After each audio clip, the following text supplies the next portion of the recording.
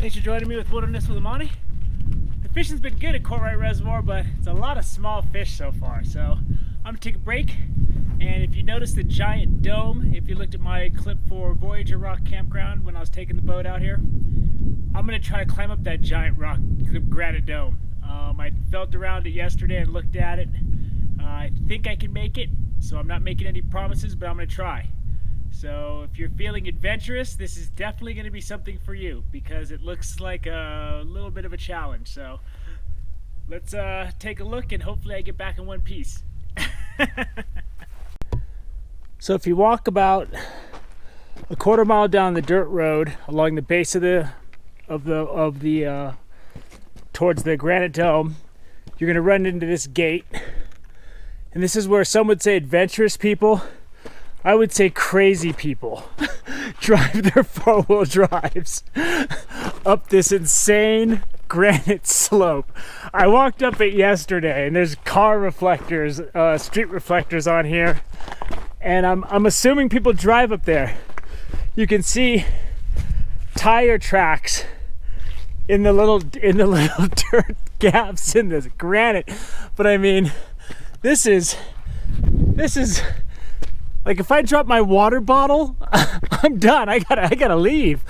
You know, it is straight uphill.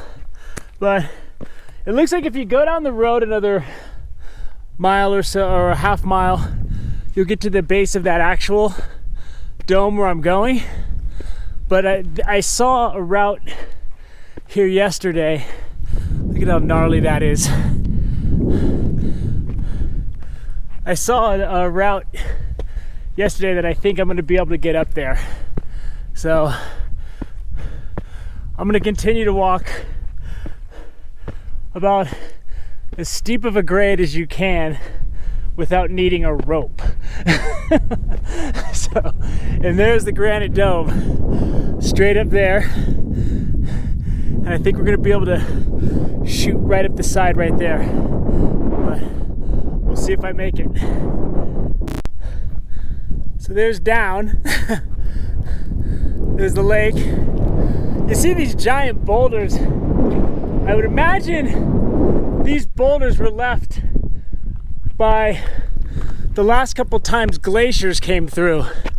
And what the glaciers do is, I mean, I could be wrong, but usually when glaciers come through, I think the last period of substantial glaciation was about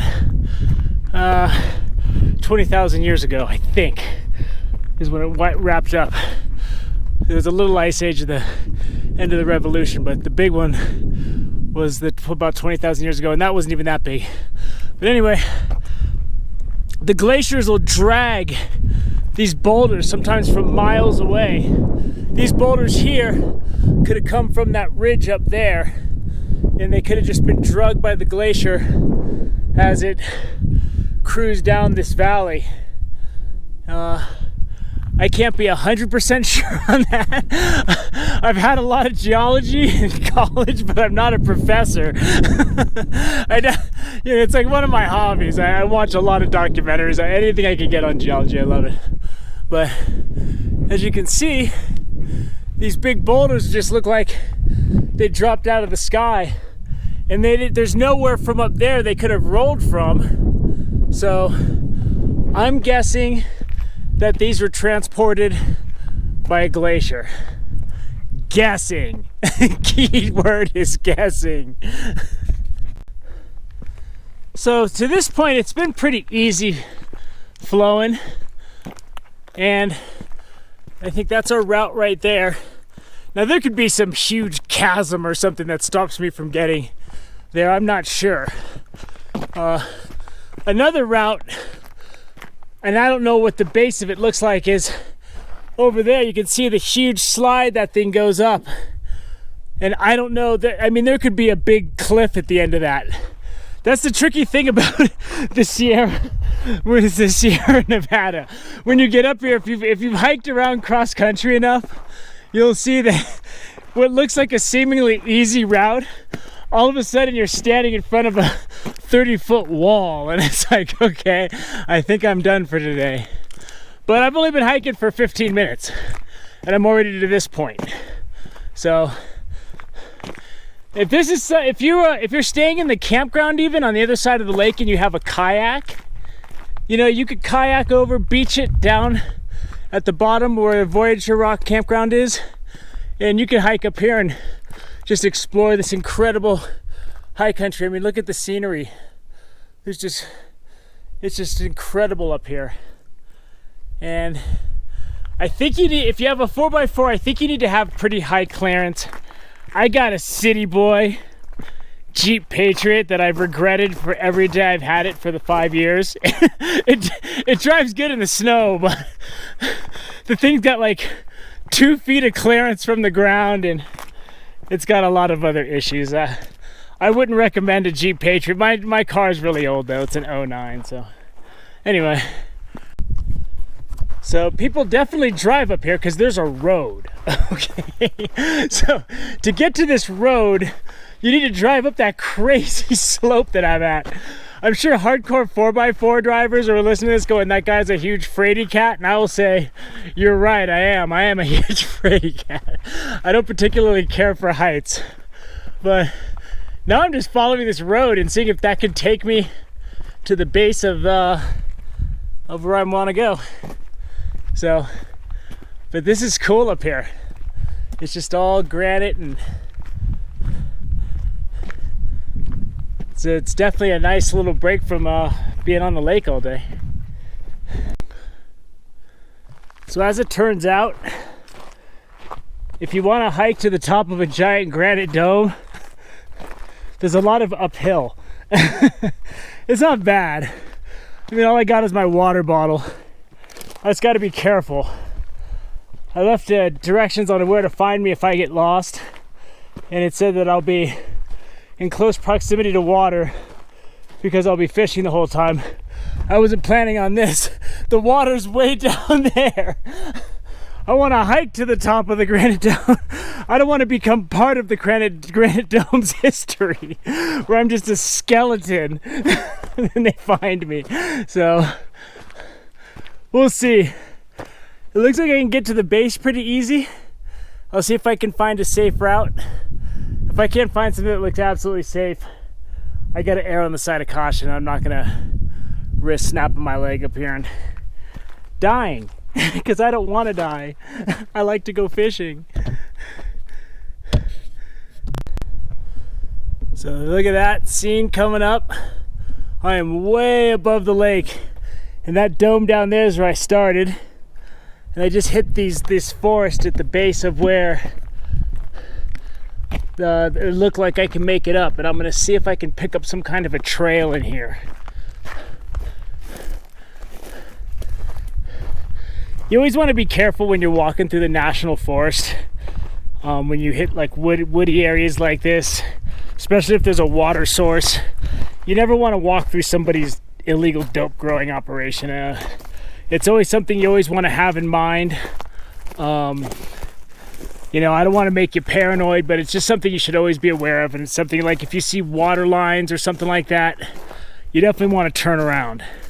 And you don't want to push your luck with that. But as soon as I saw this forest, I'm like, yeah, do I really want to walk through this uncharted, unknown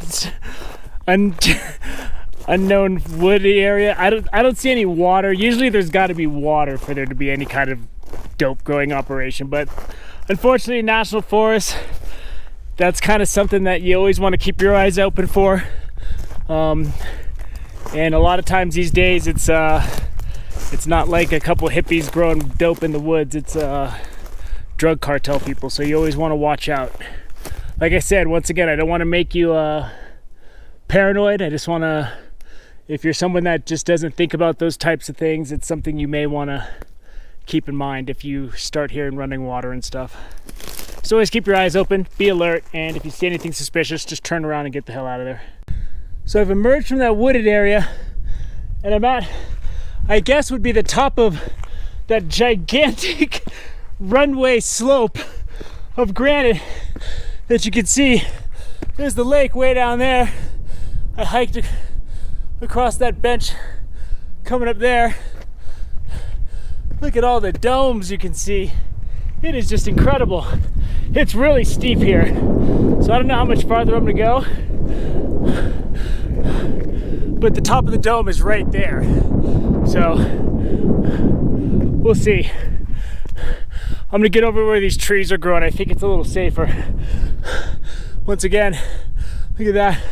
I want to look over this edge, but I don't like heights, and that looks really, really steep. It looks like you could power straight up that though. I don't know. It's really steep though. It's really hard to judge these things when you're standing here. If I were to walk out there, I think it's a lot steeper than it looks. But have to eat your heart out. This is a cheap, easy thrill. And there's nobody out here but me for like 100 miles. The boat ramp is way over there. That's where my car is parked on the other side of the lake. And you can camp at a campground on the other side of the lake where those trees are. So if you have kayaks, you could just kayak right over and power up this thing. It's definitely an adventure. I'm finding it an adventure. This is about the top of my adventure zone. But I'm gonna avoid this super steep area because it just looks really steep and I don't want to fall. I'm gonna go into this woody area because usually that has a little bit more friendly terrain. So let's take a look and see if I can make it up there. It's right there. The lower dome is right there. I'm really close. So let's see if I can make it. I've made it about as far as I'm gonna go. This is wilderness with Amani, not high adventure with Amani. So I'm not gonna go any farther than this. If something happens to me up here, I'm already dead and forgotten. So I'm already way beyond the point of reckless endangerment of myself. So I need to get back down off this mountain. The lake is about 8,000 feet down there. And I made it. There's the top right there.